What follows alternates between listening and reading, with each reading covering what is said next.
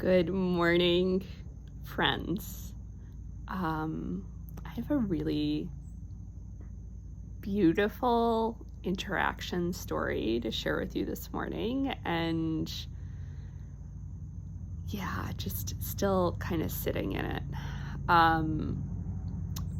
As you probably know, because it's come up before, I steward a free pantry in my front yard, and I would say the pantry was the first thing that I felt like really called and a deep desire to do when I started my breathwork and meditation practices. And so the pantry was sort of my first big venture into trusting inner guidance, because I knew nothing about stewarding a pantry, and I didn't fully appreciate what I was going to be getting myself into, but I felt very much called to do it, and so I did it, and it has been the most amazing,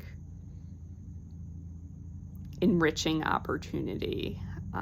I went into it thinking that the pantry would be about getting food to people who needed it, especially the kids in the school across the street from my house. And what I found is the most important thing I did as a pantry steward was not getting food to people. It was actually creating a safe space and community where people could really feel seen and heard and valued. Because that was what was desperately needed, and the food was the vehicle for doing that. So we have just been blessed with all of these amazing people and organizations who have come in and rallied around that mission and that idea of neighbors helping neighbors, of helping people with dignity, of giving people that space to feel seen and heard and valued. And that's actually what led into my journey with organizing work. I didn't realize I was being a community organizer until I started actually being a community organizer in other capacities. And I was like, this is building relationships. This is, giving spaces for people to listen to each other and problem solve and build together. And so it's been this amazing adventure and journey. And so in the tradition of meeting really amazing people and having these beautiful moments and the beautiful ways that people show up in the world, and getting to experience all of that on both sides, the people who give really generously, the people who share their stories really generously, and who share gratitude. It's just all this big loving container. And so one of the things that has come out of that is we had heard from our community members that there was an issue with having access to fresh produce. There's this narrative that people who don't have enough to eat, or who are experiencing need or poverty, that they just want junk food.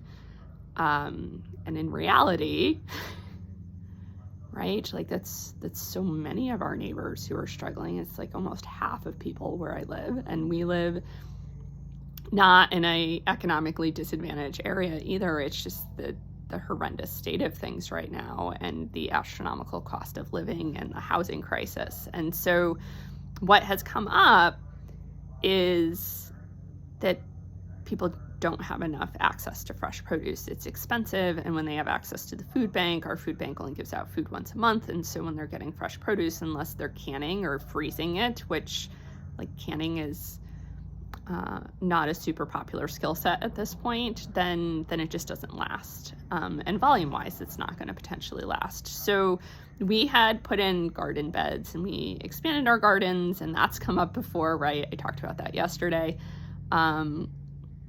But it's kind of this universal law of attraction, you put out there that you need something, you put energy into that. So putting the gardens in. And so I had a a friend of a friend reach out and say, hey, I see you are now working in food, because working in the pantry led to work in food organizing.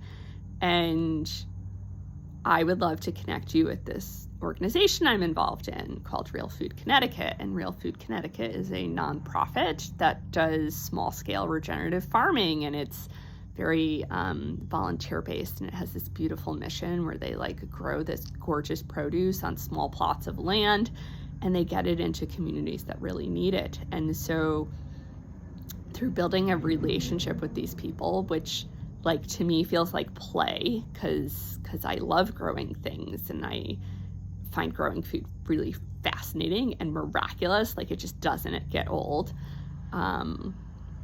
We've been able to get produce from them, and it is beautiful, like beautiful variety of produce, beautiful color. It's super fresh. It's coming straight from being picked or from the ground.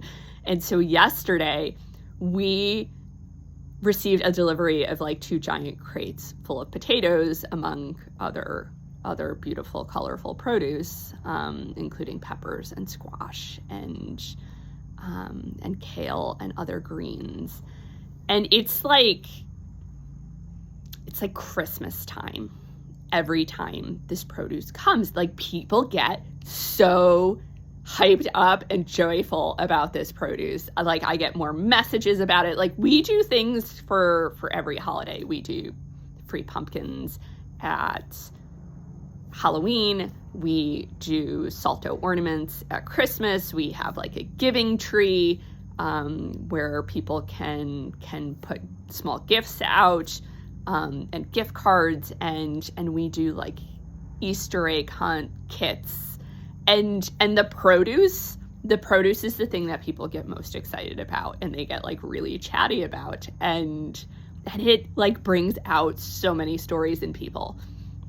And so this morning I was bringing my kids to school, and there was a woman who was at the pantry, and I said good morning, because I always acknowledge people when they're there, and let them know that they're welcome, right? That I'm happy to see them. And on the way back, she was still there, and right, I didn't disturb her, but I had books that I needed to put in our library, because the library shelves were like half empty, and I like to keep it really full because it gets a lot of traffic, right? We're not just feeding bellies, we're feeding minds. We're like, any avenue that we can fill somebody up, we are for it. So I grabbed my bag with the books, and I noticed she's out in the garden beds, so she has space where I could be out there and like not up in her face.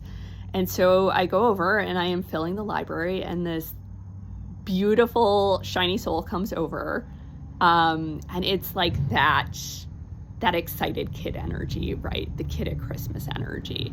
And she comes over like with this twinkle in her eye, and she's just like, your whole cooler is full of potatoes. And I'm like, yeah.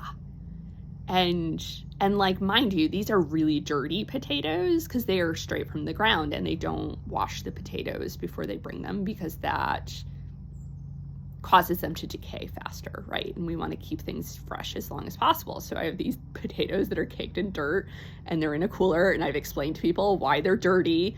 They're perfect potatoes. They just need to be washed. And I mean, like, not right. Nothing's actually perfect. Perfect is an illusion, but regardless, right? Like, there's nothing wrong with these potatoes other than they just need to be washed. And she tells me about how when she was a kid, her dad kept this big garden, and their job as kids was to harvest potatoes, and like seeing those dirty potatoes like brought up this inner giddiness, because it reminded her of those memories of being a kid and picking potatoes with her family, and these delicious memories of her father, and how they would pick the potatoes, and then they'd cut the potatoes in half, and they'd put some potatoes back in the ground, and how they never didn't have potatoes. They didn't need to buy store potatoes, and they were like the most delicious potatoes ever. And so she's like giddy about this, about these dirty potatoes, because it brought back all of those beautiful memories. And like, that is right, like, that's such the amazing thing about food. And sometimes I get a little pushback from people about food work not being real organizing work, because the idea of organizing is building power through relationships. And I just feel like if the goal of community organizing is to connect people to power, then what better way to ignite joy inside people? Like, joy is the absolute act of rebellion in oppressive society, right? Like, to just be so free and joyful in that moment, right? Like, just to give the gift of absolute giddiness, right? And I didn't give that woman potatoes. I was like the vessel that got the potatoes to her. I was the middleman. But I was the witness to that joy, right? And we got to share that together. And that like makes it so much more juicy when you can like share in that.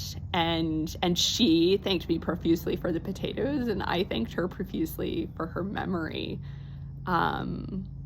And for, right, like shining her dad's love into that space and sharing her joy in that moment, because she didn't need to tell me, right? She was going to go home. She was telling me she was going to go home and share with her grandkids and like share with her family, like how delighted she was, just that absolute delight. And she chose to share it with me. And like, what a gift that is, right? Like, I'm getting chills even talking about it. And so now I'm sharing that beautiful gift with all of you, because that is a glimmer, right? It is the antidote to burnout. It's seeing those little divine fingerprints in things and all of the ways things needed to line up. And I get produce multiple times a week, but right, like this was the day that she had an appointment and she was going by and she stopped and there were dirty potatoes. And like, who in a million years would have guessed that dirty potatoes would be the thing that would grant someone rapture? Like, it's just so beautiful and delicious how like you just never know what's going to ignite someone's giddy inner child. What a wide array of experiences that could be. And so today I invite you to think, like, what are those little seemingly mundane things that bring out your inner child, like your giddy inner child? Like, what song on the radio, what smells in a kitchen, like what dish when you eat it, like brings you back to that like super happy childhood memory. And if you could think of it, right, where you could connect with that giddy inner person, like maybe commit to doing that a little bit, right? Whether it's a song, whether it's a dance move, whether it's a fragrance, or right, just walking barefoot in the grass or standing outside in the rain, like whatever it is that was the thing that was special to you. I probably still feel special.